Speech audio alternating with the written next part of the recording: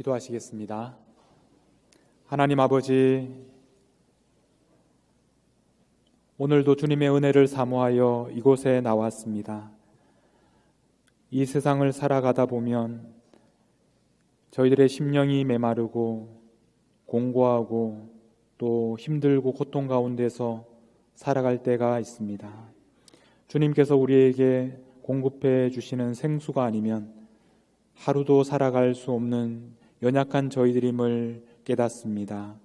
하나님 아버지, 다시 한번 간구하오니 하나님, 저희들에게 생명의 근원 되신 주님께서 찾아오셔서 저희들의 심령을 생수로 채워주시고 영원히 목마르지 않도록 하나님의 은혜로 내려 주옵소서.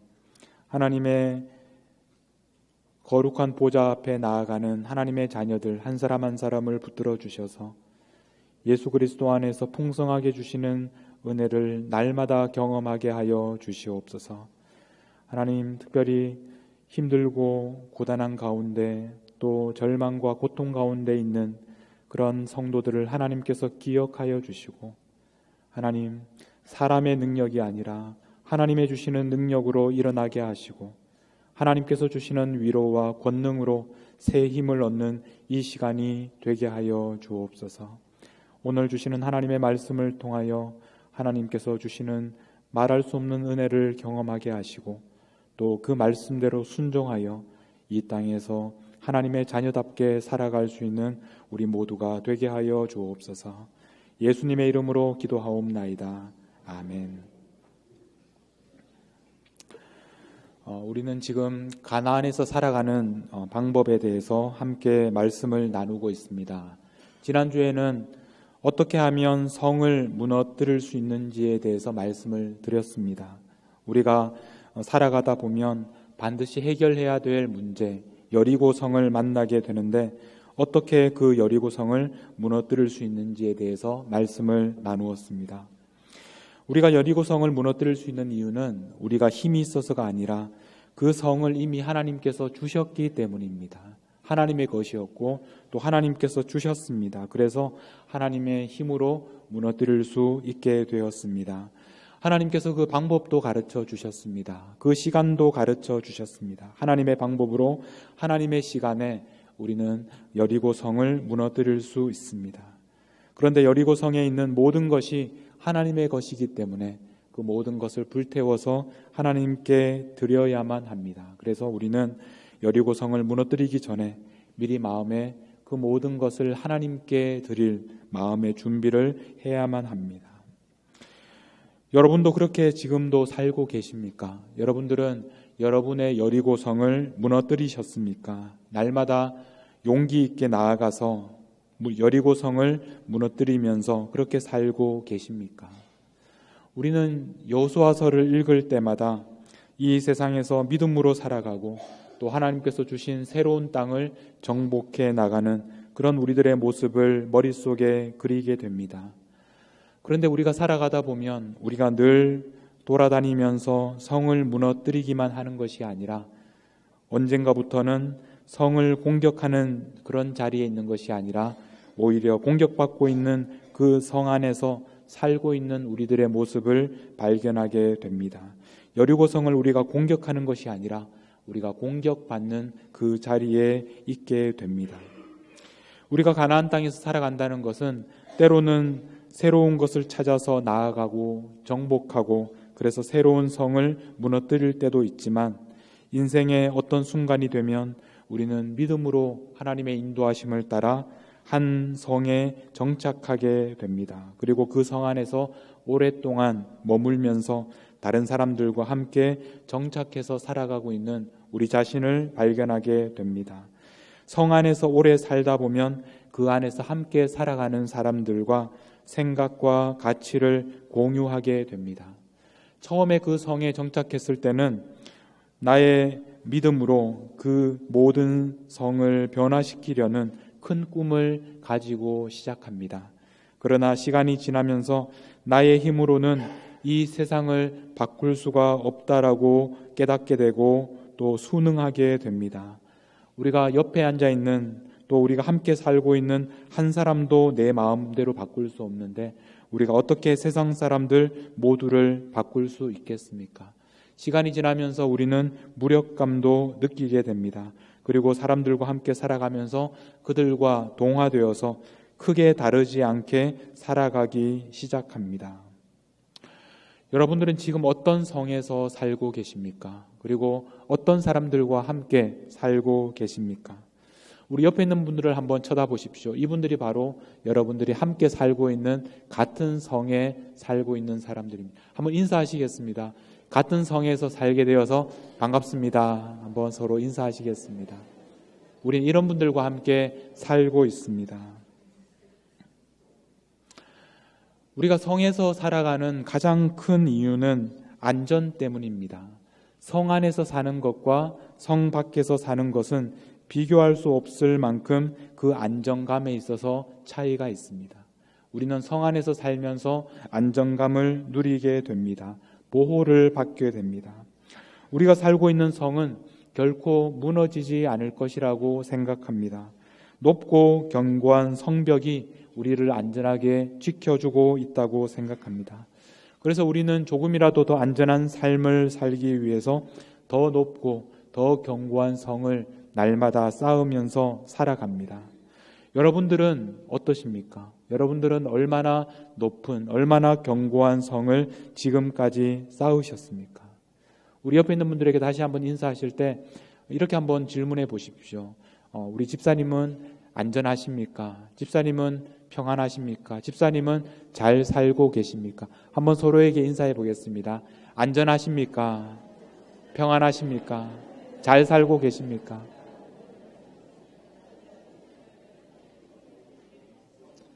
우리는 열심히 우리의 안전을 위하여 높은 성을 쌓고 또 무너지지 않는 성을 쌓으면서 지금까지 살아왔습니다. 여러분들의 삶을 안전하게 지켜주는 것은 무엇입니까? 여러분들을 그 성벽이 끝까지 지켜줄 것이라고 생각하십니까?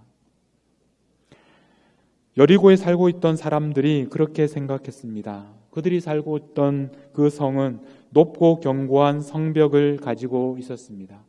그래서 아무도 그들을 무너뜨릴 수 없다고 생각했습니다. 그런데 어느 날 이스라엘 사람들이 나타났습니다. 이스라엘 사람들이 여리고 성을 에워싸고 돌기 시작했습니다. 하루에 한 번 돌고 그들은 돌아갔습니다. 그리고 그 다음 날에도 다시 그 성을 돌기 시작했습니다. 그리고 돌아갔습니다. 7째 되는 날에는 7번을 돌았습니다. 여리고 사람들은 그런 이스라엘 사람들을 비웃었을지도 모르겠습니다. 그렇게 해서는 이 성벽이 무너지지 않을 것이라고 생각했습니다. 그러나 어떻게 되었습니까? 제사장들이 나팔을 크게 불고 이스라엘 사람들이 큰 소리를 질렀을 때 놀랍게도 그들이 그토록 의지하던 성벽이 한꺼번에 무너지고 말았습니다. 여러분, 성은 무너집니다. 여러분들이 살고 있는 그 성은 무너질 수 있습니다. 어느 날 갑자기 그 성이 무너질 수 있습니다. 우리가 눈으로 보기에는 너무나 든든하고 너무나 높아서 영원히 무너지지 않을 것 같지만 그러나 한순간에 우리가 의지하던 그 성벽은 와르르 무너져 내릴 수 있습니다. 여러분, 우리는 이 세상에서 살아가면서 무엇을 믿고 살아가야 합니까? 이 세상 한가운데서 우리는 무엇을 의지하며 살아야 합니까? 우리가 지금 살고 있는 이 여리고와 같이 곧 무너져 내릴 성에서 우리는 어떻게 살아야 구원을 받을 수 있습니까? 오늘은 여러분들과 함께 성 안에서 우리가 어떻게 살아야 하는지에 대해서 말씀을 나누려고 합니다.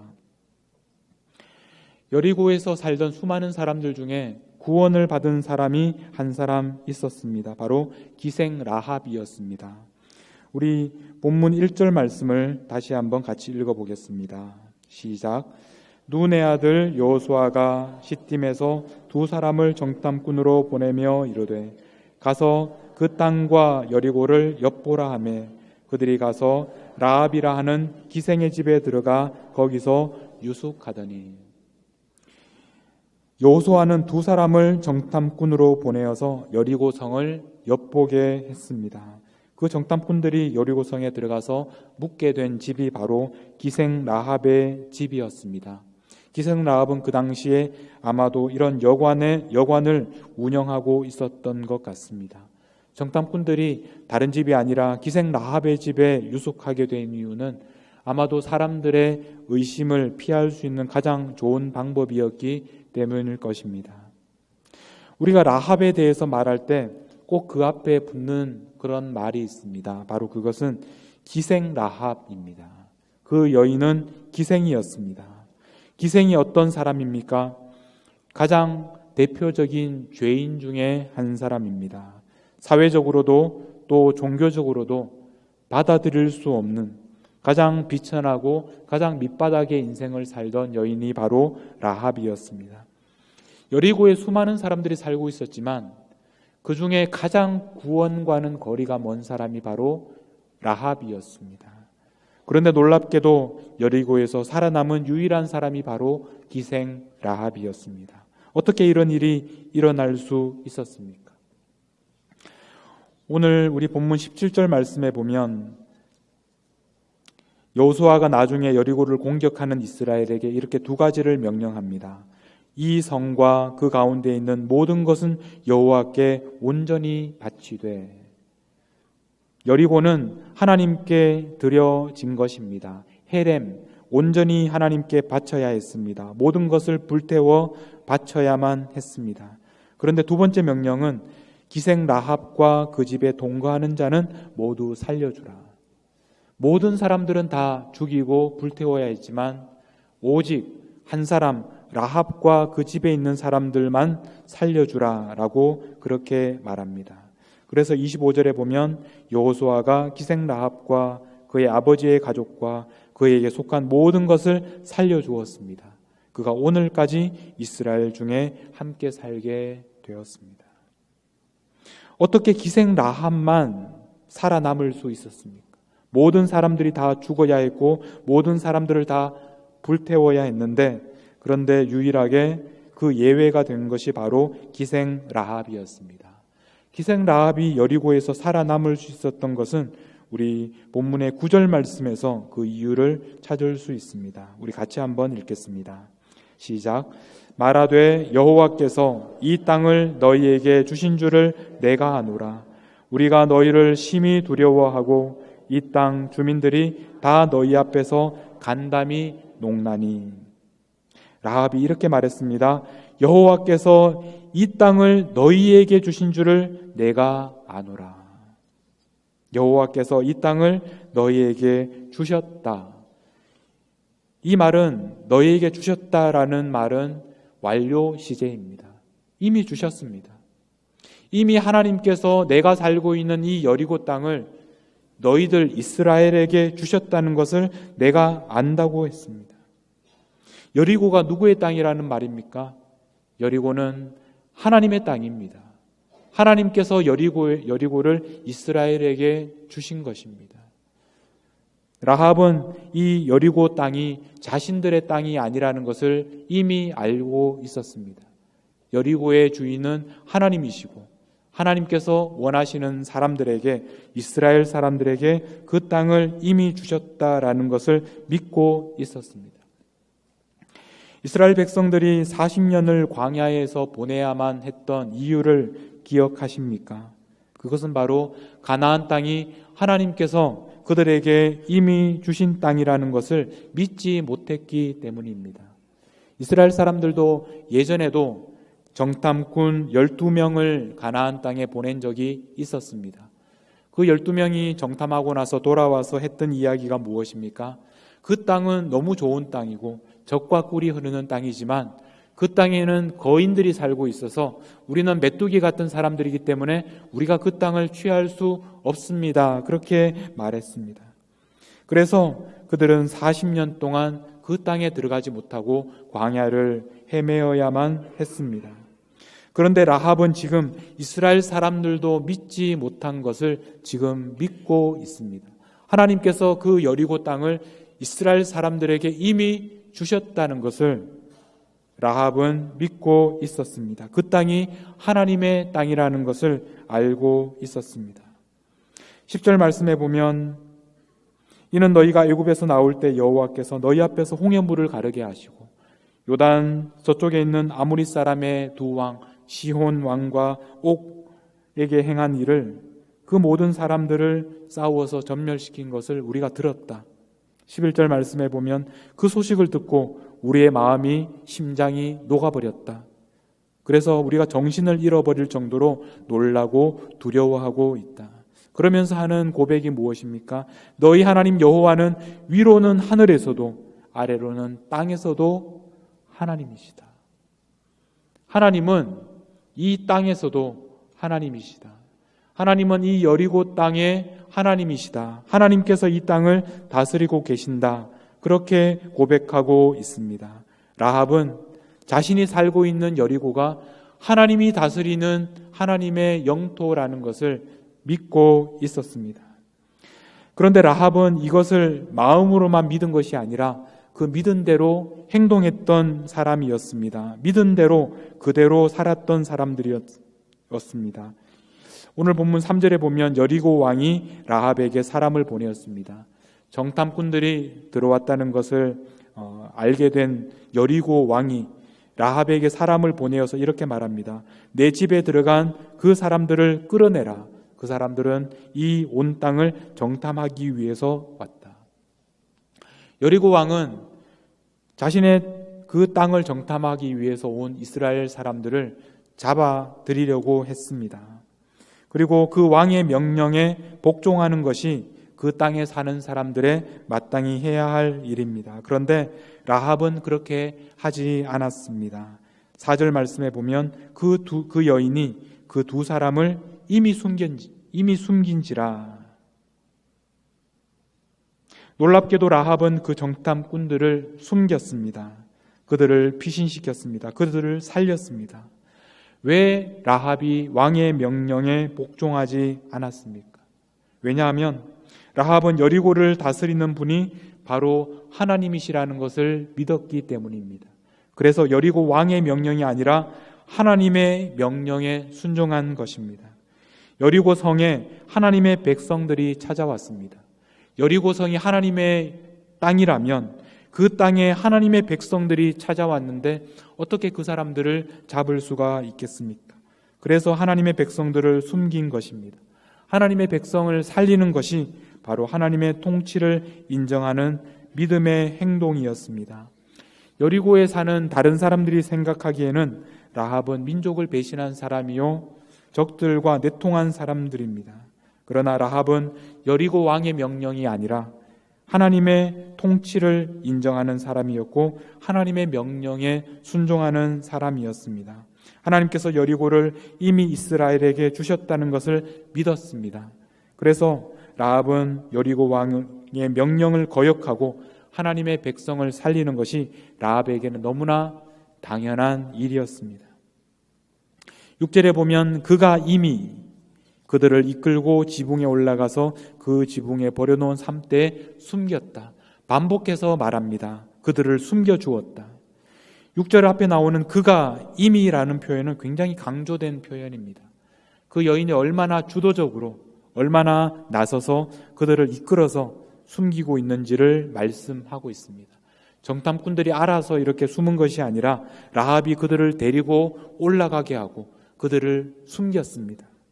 자기의 생명을 걸고 왕의 명령을 거역하고 하나님의 백성들을 숨겼습니다. 라합은 여리고 성에 살고 있었지만 가나안 사람들 한가운데 살고 있었지만 하나님의 통치를 인정했던 위대한 믿음의 여인이었습니다.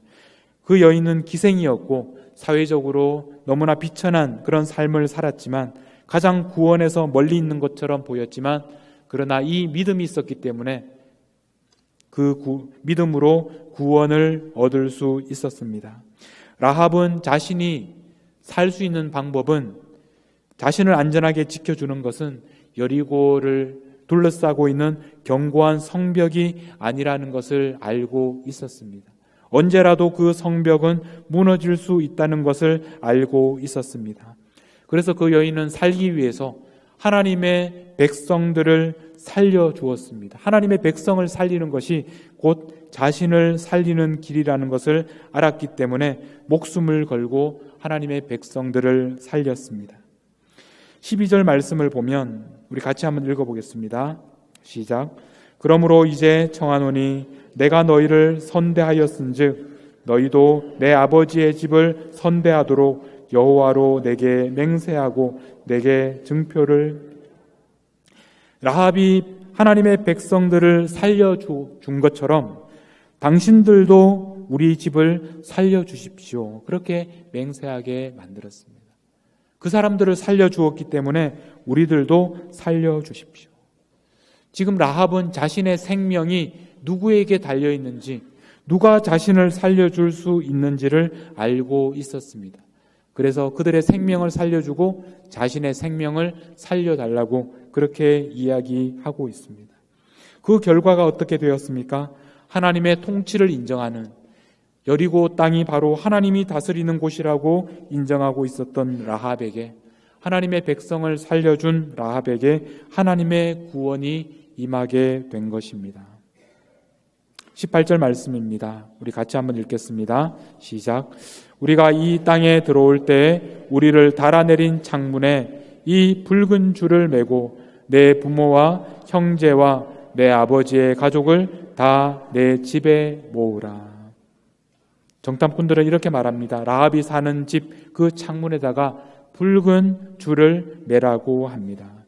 왜 하필 붉은 줄입니까? 19절 말씀입니다. 같이 읽겠습니다. 누구든지 내 집 문을 나가서 거리로 가면 그의 피가 그의 머리로 돌아갈 것이요 우리는 허물이 없으리라. 그러나 누구든지 너와 함께 집에 있는 자에게 손을 대면 그의 피는 우리의 머리로 돌아. 문을 나가면 죽을 것이라고 그렇게 말합니다.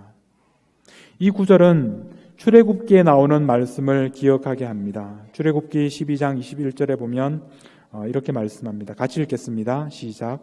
모세가 이스라엘 모든 장로를 불러서 그들에게 이르되 너희는 나가서 너희의 가족대로 어린 양을 택하여 유월절 양으로 잡고. 22절도 계속 읽겠습니다.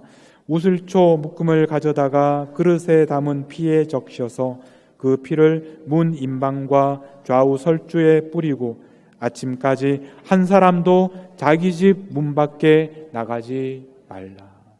자기 집 문 밖으로 나가지 말라. 이렇게 말씀했던 것이 바로 출애굽기에 나오는 유월절 사건에 대한 말씀이었습니다. 어린 양을 잡아서 그 피를, 그 붉은 피를 문 임방과 좌우 설주에 바르도록 했습니다. 23절 말씀입니다. 같이 읽겠습니다. 여호와께서 애굽 사람들에게 재앙을 내리려고 지나가실 때 문 임방과 좌우 문설주의 피를 보시면 여호와께서 그 문을 넘으시고 멸하는 자에게 너희 집에 들어가서 너희를 치지 못하게 하실 것임이니라. 그 피를 보면 그 집을 넘어가도록 하셨습니다. 이것이 바로 유월절에 임한 하나님의 구원이었습니다. 마치 유월절에 그렇게 하셨던 것처럼 오늘 정탐꾼은 붉은 줄을 라합에게 주면서 그 붉은 줄을 매라고 했습니다. 그 집 문을 나가지 않으면 구원을 받게 된다고 말하고 있습니다. 그래서 붉은 줄을 매달라고 한 것입니다. 유월절은 이스라엘 사람들에게만 과거에 한 번만 일어난 것이 아니라 오늘 여리고에 살고 있는 라합의 집에서도 또 하나의 유월절 사건이 일어나고 있는 것입니다. 여리고 성에 살면서 멸망할 수밖에 없는 이방인이고 하나님 앞에 심판받을 수 없는 이방인이었지만 그러나 붉은 줄을 매달기만 하면, 집 밖에 나오지만 않으면 구원을 받을 수 있다고 말씀하십니다. 이스라엘 사람들이 경험했던 유월절의 구원의 기적이 오늘 여리고 성 안에 살고 있지만 하나님의 통치를 인정하고 고백하는, 하나님의 이름을 부르는 라합의 가정에도 임하게 되는 것입니다. 붉은 줄을 매다는 집에 하나님의 구원이 임하게 되는 것입니다. 비록 여리고성 한가운데 살고 있다 할지라도 하나님의 구원을 경험할 수 있습니다. 그렇다고 우리가 아무 줄이나 매달면 되는 것이 아닙니다. 18절 말씀에 보면 이 정탐꾼이 우리를 달아내린 창문에 이 붉은 줄을 매라고 말합니다. 이 붉은 줄, 바로 이 붉은 줄, 정탐꾼이 주는 그 붉은 줄을 매라고 했습니다. 그들의 생명을 살려주었기 때문에 그 생명값으로 주는 바로 그 붉은 줄을 매라고 말합니다. 21절에 보면 라합이 너희의 말대로 할 것이라 하고 그들을 보내어 가게 하고 붉은 줄을 창문에 매니라. 우리 성경에는 정확하게 번역되지 않았지만 여기에서 말하는 붉은 줄은 아무 붉은 줄이 아니라 바로 그 붉은 줄입니다. 정탐꾼이 주었던, 자기의 생명값으로 주었던 그 붉은 줄을 창문에 매달라고 했습니다. 라합은 그 붉은 줄을 창문에 묶었습니다. 그래서 살게 된 것입니다. 출애굽의 기적, 6월절의 기적은 오늘도 일어납니다. 붉은 줄을 맨 그 집은 하나님의 통치가 임하는 곳, 구원의 집이 되었습니다. 여리고 있는 모든 것을 불태워 하나님께 바쳐야 했지만 그러나 붉은 줄을 매단 바로 그 집은 예외가 되었습니다. 왜냐하면 그 집은 하나님의 통치가 임하는 하나님의 백성이 되었기 때문입니다.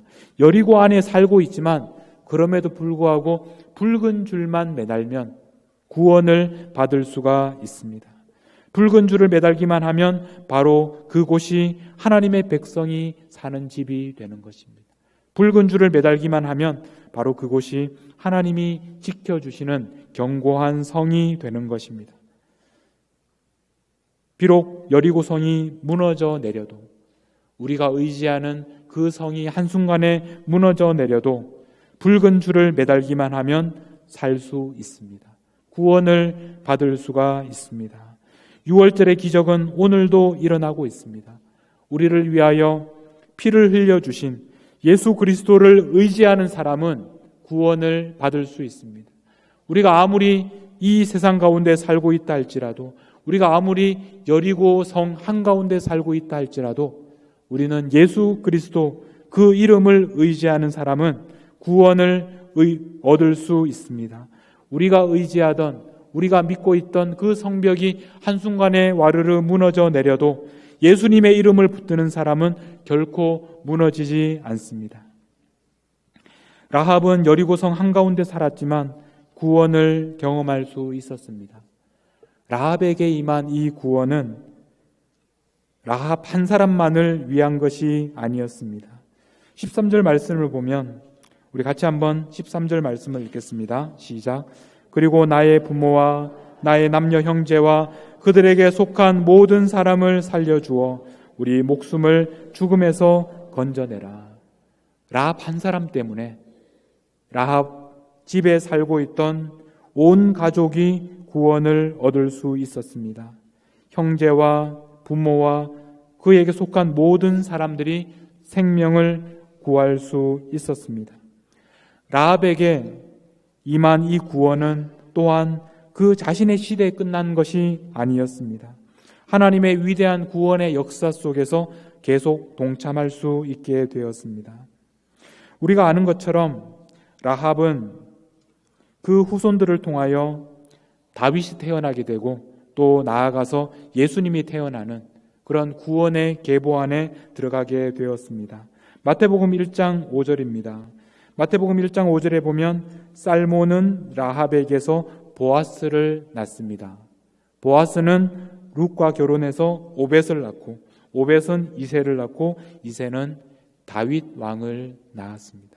그리고 다윗의 후손으로 예수님께서 태어나시게 되셨습니다. 라합이 이스라엘 백성 가운데 들어와서 함께 이스라엘 백성으로 살아가는 것은 쉬운 일이 아니었을 것입니다. 1세대 이스라엘 백성이 되었고 또 과거에 직업이 있었고 그래서 사람들에게 어쩌면 차별도 경험했을 것이고 사람들에게 손가락질도 받게 되었을 것입니다. 그러나 그 여인의 삶은 계속되었고 그 후손들 가운데는 다윗 왕이 태어났습니다. 그리고 그 후손들 가운데 예수님이 태어나시게 되었습니다. 여러분, 우리에게 임하는 구원은 여러분 한 사람만을 위한 것이 아닙니다. 여러분의 구원은 여러분의 세대에서 끝나는 것이 아닙니다. 하나님께서는 여러분을 통하여 여러분에게 속한 모든 사람들을 구원하실 것입니다. 하나님은 여러분의 자손들을 통하여, 여러분들의 후손들을 통하여, 우리가 알지도 못하는 그 후손들을 통하여도 하나님의 놀라운 구원의 역사가 계속될 것입니다. 우리가 구원을 받은 후에 하나님의 백성으로서의 삶을 살아간다는 것은 쉬운 일은 아닙니다.